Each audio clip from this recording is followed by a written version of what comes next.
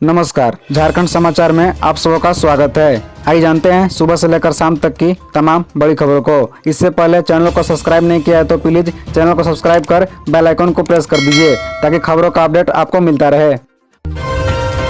मुख्यमंत्री हेमंत सोरेन का बड़ा फैसला, रेल मंत्री को लिखी चिट्ठी। अवैध खनन में रेलवे अधिकारियों की भूमिका की होगी जांच। दरअसल आपको बता दें कि झारखंड में अवैध खनन से जुड़े कई मामलों की ईडी जांच कर रही है। राज्य के मुख्यमंत्री हेमंत सोरेन ने इस बीच एक बड़ा फैसला लिया है। राज्य में अवैध खनन में रेलवे की भूमिका की जाँच के लिए मुख्यमंत्री हेमंत सोरेन ने रेल मंत्री अश्विनी वैभव को चिट्ठी लिखी है। मुख्यमंत्री हेमंत सोरेन ने रेल मंत्री अश्विनी वैभव को लिखे पत्र में कहा है कि राज्य सरकार ने अवैध खनन और परिवहन में रेलवे अधिकारियों की संलिप्तता की जाँच के लिए समिति का गठन का फैसला लिया गया है। इस चिट्ठी में मुख्यमंत्री हेमंत सोरेन ने अपने ऊपर लगे आरोप का भी जिक्र करते हुए कहा कि साहिबगंज में अवैध पत्थर खनन की जांच के दौरान 2 वर्षों में साहिबगंज जिले से विभिन्न नो लोडिंग पॉइंट से 3531 से भी अधिक रेलवे रैंक से बगैर चलन के पत्थर के परिवहन का आरोप लगाया है। चिट्ठी में कुल मिलाकर मुख्यमंत्री हेमंत सोरेन ने रेल मंत्रालय से अपील की है कि नियमों का पूरी तरह पालन करके ही यहाँ से सामान निकालें। साथ ही यह भी कहा कि झारखंड में अवैध खनन को बढ़ावा देने में रेलवे पदाधिकारियों की संलिप्तता प्रतीत होती है।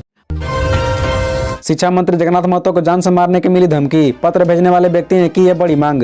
दरअसल आपको बता दें कि शिक्षा मंत्री जगन्नाथ महतो को जान से मारने की धमकी दी गई है। उनके बोकारो स्थित आवास पर बुधवार को स्पीड पोस्ट से एक पत्र भेजा गया जिसमें उन्हें धमकी दी गई है। पत्र भेजने वाले व्यक्ति ने इंटर व डिग्री कॉलेजों का अनुदान बढ़ाने एवं 1932 खतियान संबंधी बात नहीं करने की धमकी दी है। पत्र में कहा गया है कि उत्तर प्रदेश, बिहार, मध्य प्रदेश के लोग कॉलेजों में काम करते हैं, कॉलेजों का अनुदान बढ़ाया जाए। पत्र में राज्य के कुछ डिग्री कॉलेजों का नाम भी लिखा गया है। पत्र में शिबू सोरेन व शिव हेमंत सोरेन के नाम का भी उल्लेख किया गया है। पत्र लिखने वाले ने मुख्यमंत्री व शिक्षा मंत्री मुर्दाबाद लिखा है। शिक्षा मंत्री के आवास पर यह पत्र पिछले 2 दिनों से आ रहा है। 3 पन्नों का यह पत्र अलग अलग दिन आया है। पत्र के अंतिम में लिखने वाले ने forward group Bihar UP MP लिखा है। शिक्षा मंत्री की ओर से इसकी जानकारी बोकारो के एसपी को दी गई है। रांची स्थित आवास पर पुलिस गश्त बढ़ा दी गई है। बता दें कि शिक्षा मंत्री को पत्र के माध्यम से दी गई धमकी संबंधी जानकारी प्राप्त हुई है। मामले की जांच शुरू कर दी गई है। जो भी एहतियात कदम होंगे वे उठाए जाएंगे।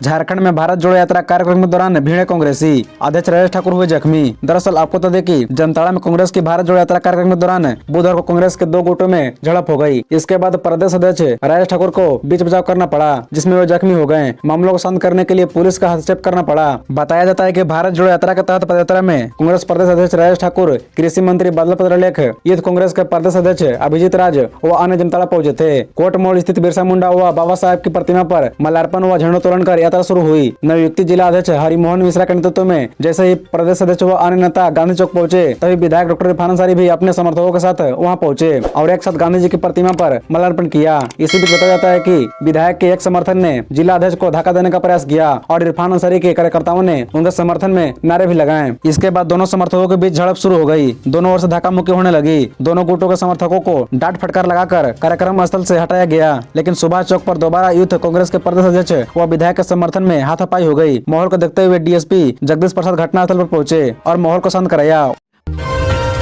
झारखंड नगर निकाय चुनाव, कैबिनेट का बड़ा फैसला, मेयर और अध्यक्ष पद का आरक्षण अब रोटेशन पर नहीं। दरअसल आपको बता दें कि झारखंड कैबिनेट ने नगर विकास विभाग नगर पालिका विधेयक 2022 के गठन की स्वीकृति दे दी है। इसमें पूर्व में चले आ रहे रोटेशन के आधार पर मेयर और अध्यक्ष पद पर आरक्षण को समाप्त कर दिया गया है। कैबिनेट के सचिव वंदना ढडेल ने यह जानकारी प्रेस ब्रीफिंग के दौरान दी। उल्लेखनीय है कि रांची में मेयर का पद एसटी के लिए रिजर्व है, लेकिन रोटेशन के आधार पर इस बार यह सीट एससी के लिए रिजर्व हो गया था। विभिन्न आदिवासी संगठनों ने इसका विरोध किया था। बाद में यह मामला टीएससी में गया, वहाँ इस रोटेशन का विरोध हुआ। कैबिनेट का निर्णय इसी विवाद को दूर करने की कोशिश है। साथ ही मंत्रिपरिषद ने अपर मुख्य सचिव, प्रधान सचिव और सचिव को आवासीय कार्यालय की सुविधा उपलब्ध कराने का प्रस्ताव पास किया है। यह देखा गया है कि इन अफसरों को दायित्वों का निर्वहन एक समय सीमा के भीतर करना होता है। वहीं सचिवालय एवं संलग्न कार्यालयों में 5 दिवसीय कार्य दिवस है।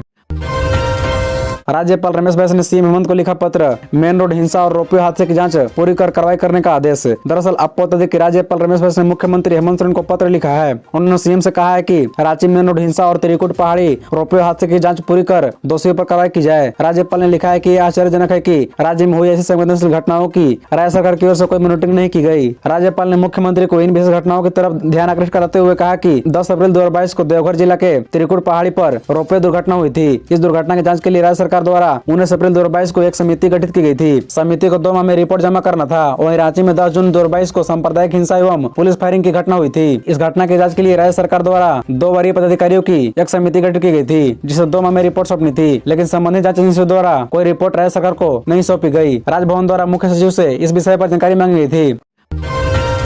स्टील कंपनी मोंगिया सलूजा और डॉक्टर आलम के ठिकानों पर आयकर का छापा, कई दस्तावेज जब्त। दरअसल आपको बता दें कि आयकर विभाग के अनुसंधान शाखा ने बुधवार की सुबह 8 बजे Mongia steel, Saluja steel, CA Umesh Prasad और डॉक्टर मजीद आलम के 25 ठिकानों पर छापा मारा। आईटी की टीम ने स्टील कंपनियों के गिरिडीह, कोलकाता व डॉक्टर मजीद आलम के बरियाती स्थित घर, नर्सिंग होम और रातू के नर्सिंग स्कूल पर छापा मारा। छापेमारी के दौरान मिले दस्तावेजों की जानकारी की जा रही है। आयकर विभाग ने वास्तविक आय छुपाने और टैक्स चोरी की सूचनाओं के आधार पर यह कार्रवाई की है। छापेमारी के दौरान 40 लाख रुपए नकद मिले हैं। स्टील कंपनियों के बुक्स ऑफ अकाउंट और स्टॉक रजिस्टर में भी गड़बड़ी पाई गई है। इसके अलावा कच्चे व्यापार से जुड़े दस्तावेज जब्त किए गए हैं, जिसमें 10 करोड़ रुपए से अधिक की गड़बड़ी की संभावना जताई जा रही है।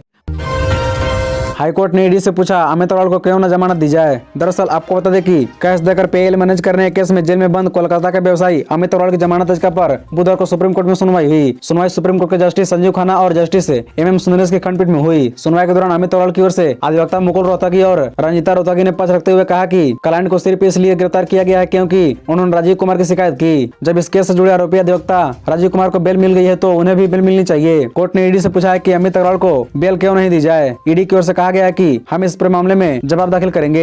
अब इस केस की अगली सुनवाई 16 दिसंबर को होगी। उल्लेखनीय है कि झारखंड हाईकोर्ट अमित अग्रवाल की जमानत याचिका खारिज कर चुका है। साथ ही कैश कांड के षड्यंत्र की जांच सीबीआई को दे दी है। जमानत नहीं मिलने के बाद अमित अग्रवाल ने सुप्रीम कोर्ट में चुनौती दी है। अपनी याचिका में कहा है कि जबरन वसूली के मामले में हाईकोर्ट के अधिवक्ता राजीव कुमार को 50 लाख रुपए नकद के साथ गिरफ्तार किया गया था, लेकिन ईडी ने उन्हें आरोपी बना दिया।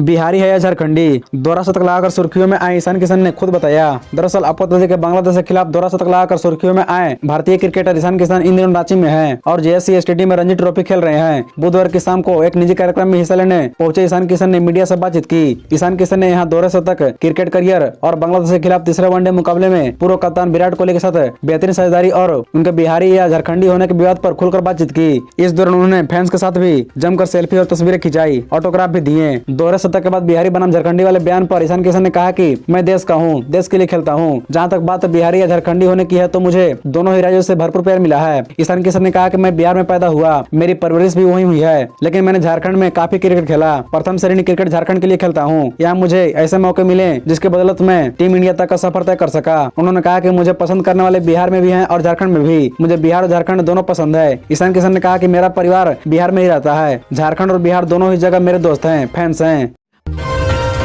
अवैध खनन के आरोपी पंकज मिश्रा के आरोप गठन पर 23 दिसंबर को होगी अगली सुनवाई। दरअसल आपको बता दें कि 1000 करोड़ रुपए के मनी लॉन्ड्रिंग मामले में आरोपी पंकज मिश्रा समेत 3 आरोपियों को आरोप गठन के बिंदु पर सुनवाई अब 23 दिसंबर को होगी। ईडी कोर्ट में बुधवार को आरोप गठन के बिंदु पर सुनवाई के लिए तारीख निर्धारित थी, लेकिन समय लिया गया। अदालत ने समय देते हुए अगली सुनवाई 23 दिसंबर निर्धारित की है। मामले में पंकज मिश्रा के साथ प्रेम प्रकाश और बच्चू यादव ट्रायल फेस कर रहा है। तीनों आरोपी जेल में बंद हैं। तीनों आरोपियों को ईडी पुलिस पेपर सौंप चुकी है। वही मामले में तीनों आरोपियों की न्यायिक हिरासत की अवधि 23 दिसंबर तक बढ़ा दी गई है। साथ ही 1000 करोड़ रुपए से अधिक के मनी लॉन्ड्रिंग मामले में आरोपी पंकज मिश्रा के सहयोगी बच्चू यादव की ओर से दाखिल डिस्चार्ज अर्जी पर बुधवार को ईडी की विशेष अदालत में सुनवाई हुई। इसमें ईडी ने जवाब दाखिल किया। उनकी अगली सुनवाई 17 दिसंबर को होगी।